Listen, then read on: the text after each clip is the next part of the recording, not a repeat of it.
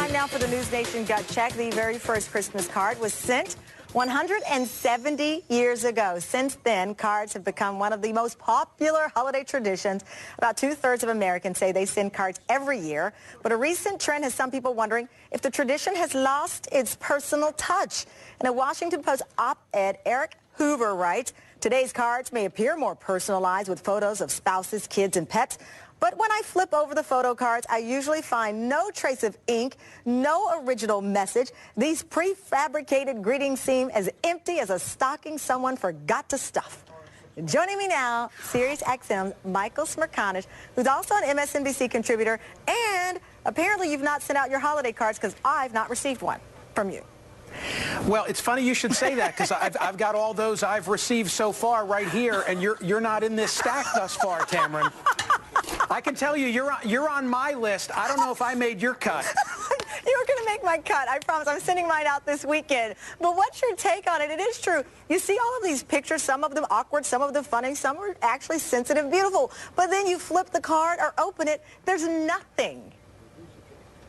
It's true, and I have to tell you, I'm guilty as charged. Our family, we're guilty as charged.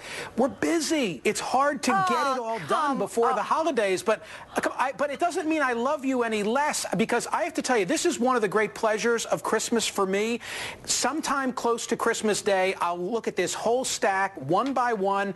I may not even remember like that you have kids, but if you send me one of those notes and it says they made the honor roll, I love reading it. I love knowing where you went on summer vacation. I love learning that, you know, there's a new dog in the family. Yeah. I'm totally into it. But the impersonal stuff does kind of sum up where we are. Yeah, but Michael, okay, so you love all of those things. You love that they have kids, pets, whatever, but you don't love us enough to write inside the card. It's been a great year. Hope you have another. I mean, you're so busy, Mr. Radio TV star, that you can't be bothered to just XOXO.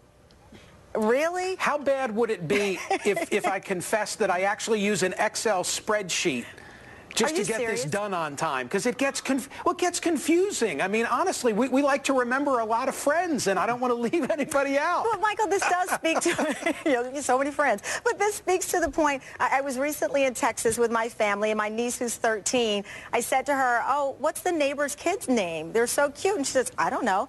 And I mean, I couldn't imagine growing up in suburban Texas, which is what happened to me, and not know my next door neighbor. And here, my whole idealized vision of Americana blew up in an instant when my 13-year-old niece said, I don't know who those people are next door to us. And I think this impersonal thing is an extension of who we become, these little isolated families who are too busy to write hi. You're absolutely right. You're right. It's hard for me to defend it. We're in a world of 140 character communications, but it's a lot better than the alternative of doing nothing. Right. So if the choices are send an impersonal card or do nothing, at least you can count me among your impersonal friends. Okay, well, here's the deal. I'm going to show you my holiday card. The only one better than this one was the one I sent out a couple of years ago with me and Don King, and I had a Don King wig on with him. But this is officially my favorite Christmas card. Let's quickly show it. It is our News Nation team party.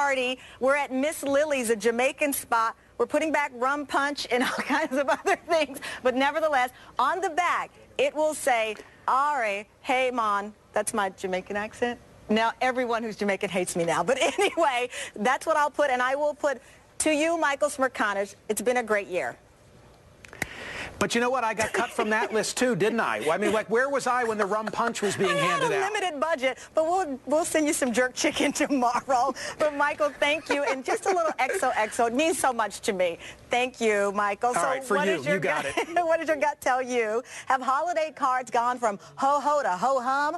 Go to newsnation.msnbc.com to cast a vote. That does it for us. We're headed for D.C. We'll be live there tomorrow in our nation's capital. The cycle is up next.